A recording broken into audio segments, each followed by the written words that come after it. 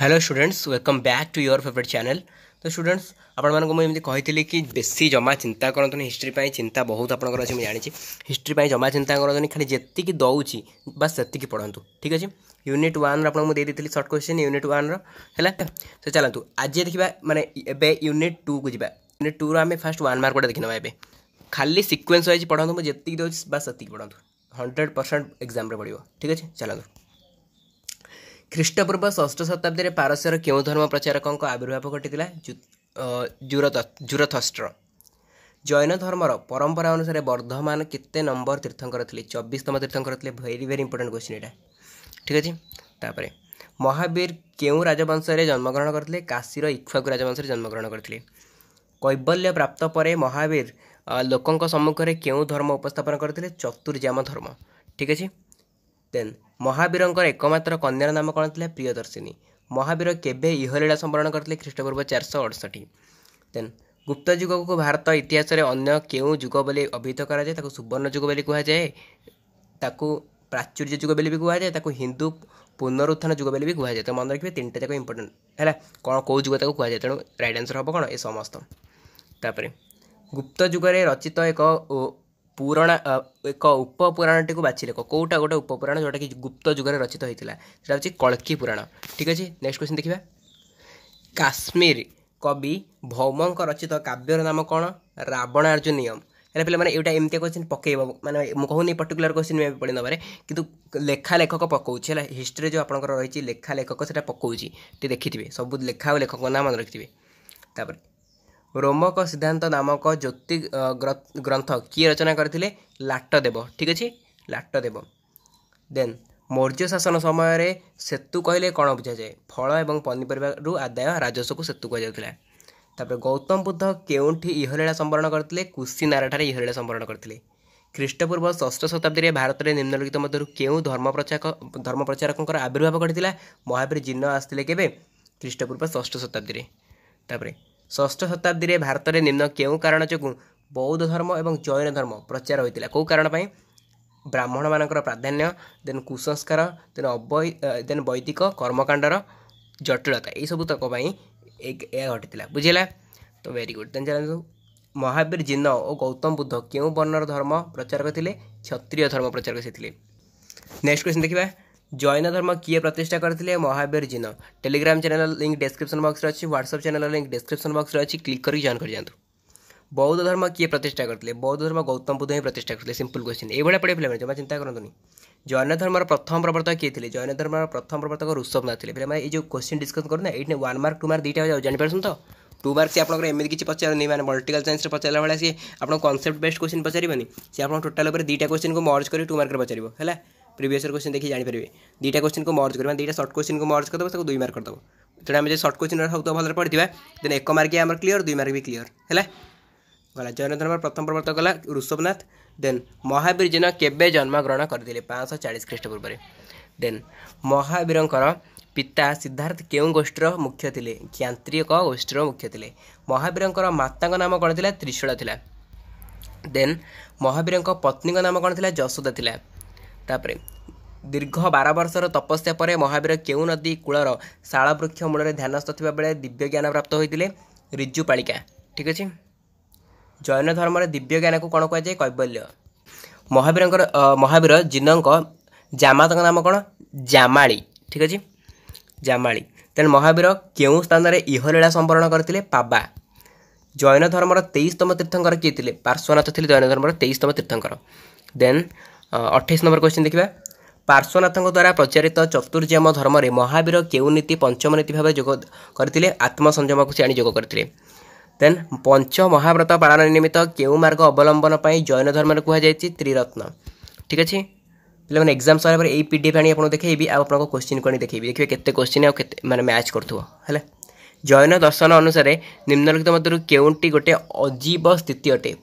पुद्गल।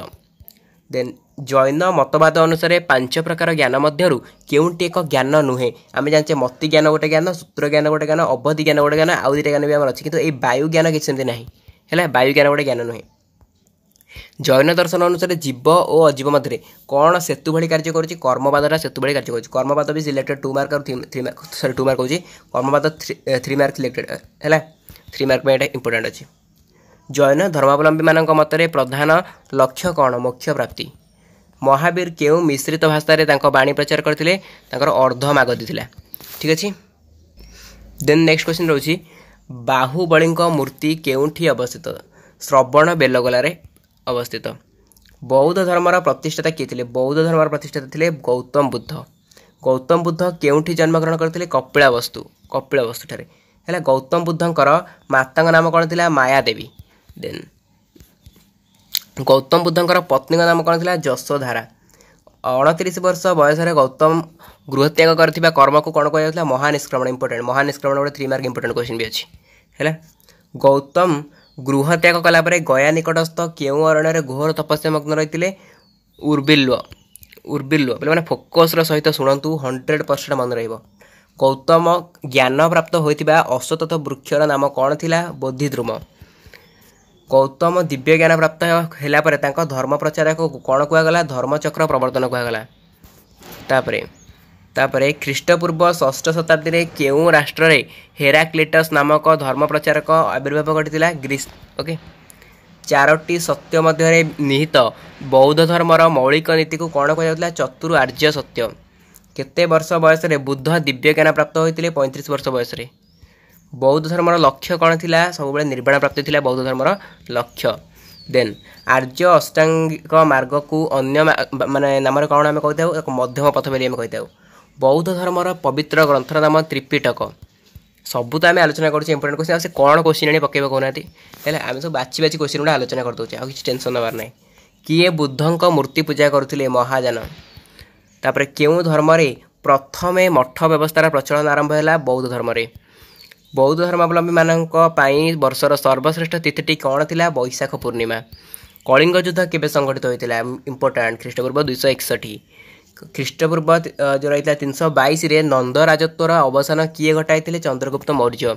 अशोकंकर पिता नाम कौन थी बिंदुसार अशोक केबे सिंहासन आरोहण करते ख्रीष्टपूर्व 263 किए अमित्रघात उपाधि धारण करते बिंदुसार है 58 नंबर क्वेश्चन जा अशोकंक केउ शिलालेख कलिंग युद्ध विषय उल्लेख कर त्रयोदश शिलालेख इंडिका पुस्तक की रचना करते इंपोर्टेंट इंडिका पुस्तक की रचना करते मेगास्थनीस तापर कलिंगर राजधानी नाम कौन तोषाली देन कला बलाध्यक्ष केउ विभाग मुख्य थे बलाध्यक्ष सामरिक विभाग मुख्य थे मौर्य शासन काल में ग्रामर मुख्य को कौन कह ग्रामिक तापर सत्ताग्नि कहले कौन बुझे एक अस्त्र को सत्ताग्नि कहुए पौर परिषद गुड़िक केते जन सदस्य रही 30 जन मौर्य प्रशासन में प्रादेशिक शासन मुख्य किए थे कुमार देन केउ युग को प्राचीन भारत इतिहास रे सांस्कृतिक प्राचुर्यर युग बोली कहुए गुप्त युग को कहुए गुप्त युगरे केउ भाषार पुनरुत्थान होता संस्कृत भाषार पुनरुत्थान होता धर्मीय संस्कृत साहित्य गुप्त युगर सर्वश्रेष्ठ अवदान कौन थी अष्टादश पुराण ठीक अच्छे तापर केउ स्मृति साहित्य मनीषर आचार व्यवहार और प्रायश्चित उपर लिखा जाए यज्ञ बल्लक श्रुति ओके गुप्त युगरे केउ भाषा राष्ट्रभाषार मान्यता लाभ करथिला संस्कृत भाषा तापर अभिज्ञान शाकुंतलम नाटक किए रचना करथिले कालिदास इंपोर्टेंट है देवी चंद्रगुप्तम नाटक किए रचना करथिले Vishakha Datta very very important Dasha Kumara चरितम किए लिखिथिले दंडी अमर कोश अमर सिंह गुप्त युगरे दशावतार मंदिर केउठी निर्मित होता देवगढ़ में आर्यभट्ट किए वेरी वेरी इंपोर्टेंट आर्यभट्ट किए ज्योतिर्विद और गणितज्ञ अष्टांग हृदय संहिता नामक भेषज विज्ञान पुस्तक किए लिखिथिले भागवत वेरी वेरी इंपोर्टेंट है दिल्लीर कुतुब मीनार परिसर थिबा लौह स्तंभर नाम कौन थिला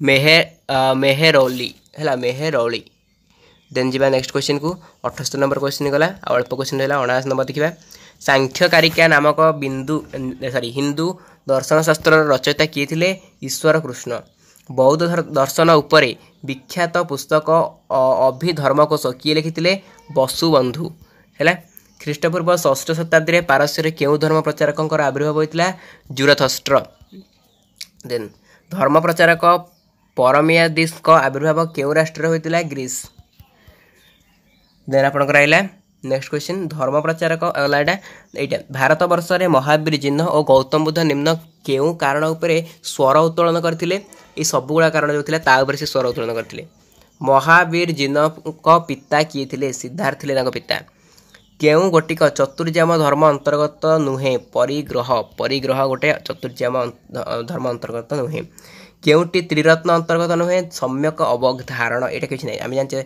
सम्यक विश्वास सम्यक ज्ञान सम्यक कर्म यह सब त्रिरत्न जाऊँगी द्वैत तत्व अनुसार केउ गोटिक अजीब अटे आकाशटा सब अजीब अटे आउट पर पे सरीगला आउट पर दिलवारा मंदिर केउठी अवस्थित वेरी वेरी इंपोर्टेंट दिलवारा मंदिर केउठी अवस्थित आबू पर्वत बुद्धंक बाणी अनुसार केउटी चारि आर्य सत्य अंतर्भुक्त नुहे दुखर मोचन से केवे कही नथिले से कहते दुखर समुदय दुख निरोध तापरे बुद्धंक द्वारा शरीर को तीन भाग में विभक्त करा अंश मध्य केउटी नुहे रक्त केवे से कही नथिले शील चित्त प्रज्ञा एटा शरीर को विभक्त से करथिले तापरे ख्रीष्टपूर्व 6ठ शताब्दी में मगध राज्य काहा राजवंश अधीन प्राधान्य विस्तार करता हर्ज राजवंश अधीन प्राधान्य विस्तार करता मौर्य राजा शासन बेले राजकोष अधिकारी को कौन कहुला सन्निधाता मौर्य शासन व्यवस्था सर्वनिम्न संस्था कौन थी ग्राम गुप्त जुगर